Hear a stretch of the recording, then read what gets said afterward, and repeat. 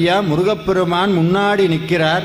நான் எப்போவுமே சொன்னேன், அருணகிரிநாதர் முருகனை பார்த்தா என்னென்ன ஆர்னமெண்ட்ஸ் போட்டிருந்தார், என்ன ட்ரெஸ் கட்டியிருந்தார், என்ன பூ போட்டிருந்தார், எந்த காலை முன்னாடி வச்சிருந்தார், எந்த காலை பின்னாடி வச்சிருந்தார், மயில் எந்த பக்கம் இருந்தது, தெய்வ யானை என்ன வச்சிருந்தாங்க, தெய்வ யானை யாரை பார்த்தாங்க, இது அத்தனை அருணகிரிநாதர் சொல்லுவார். ஒரு சின்ன உதாரணம் சொல்றேன். முத்தைத்தரு பத்தி திருப்புகள் பாடியிருக்கீங்கல்ல, அருணகிரிநாதர் மயக்கம் போட்டு எந்திரிச்சார், கண்ணை விழிச்சார். முதல்ல யாரை பார்த்தார்? எங்களை பார்க்கலங்க, நாங்கள் அங்கே இல்லை. யாரை பார்த்தார்? இப்போ உதாரணத்துக்கு நீங்கள் மயக்கம் போட்டு விழுந்துட்டீங்கன்னு வைங்க, விழுக மாட்டீங்க, இருந்தாலும் சொல்கிறேன். எந்திரிச்சுன்னா யாரை பார்க்குறீங்களோ அவங்க உங்கள் மனசில் ஞாபகம் இருக்குமா? உங்ககிட்ட சொல்கிறீங்க, உங்கள் யாராவது உங்கள்கிட்ட என்னத்தை பார்த்த மயக்கம்னா, எந்திரிச்சுன்னா எனக்கு என்னன்னு தெரியல, இவங்க தான் முன்னாடி நின்றுட்டு இருந்தாங்கன்னு சொல்லுவோமா?